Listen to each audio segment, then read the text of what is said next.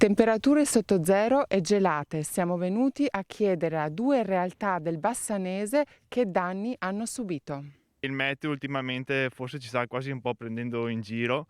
È già da qualche mese che stiamo vivendo situazioni di siccità e le piante facevano fatica a germogliare. Adesso con la gelata di questi ultimi giorni ci ha dato un po' il colpo di grazia perché appunto le gemme e i germogli si sono rovinati. E ci sono lunghi periodi di siccità ai quali seguono poi anche fenomeni, pensiamo anche l'anno scorso, fenomeni di acquazzoni intensi. In più quest'anno c'è arrivato anche un colpo di coda dell'inverno che ha messo in seria difficoltà i produttori e le produzioni sono un po' compromesse, soprattutto nel vitivinicolo.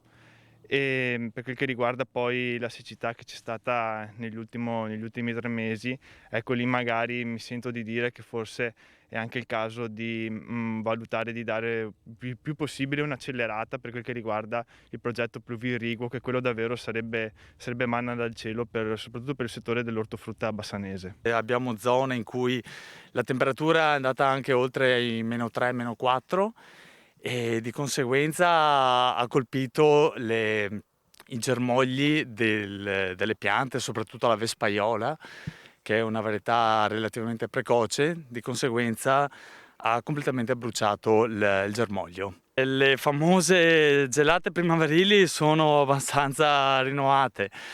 Certo che non dipende da noi ed è difficile sia da prevedere che da intervenire, ecco, per risolvere. Nella nostra zona non è particolarmente soggetta, però quando colpisce fa male. La gelata va a colpire la gemma che darà produzione e quindi ne risentiremo anche l'anno prossimo e nei prossimi anni ancora.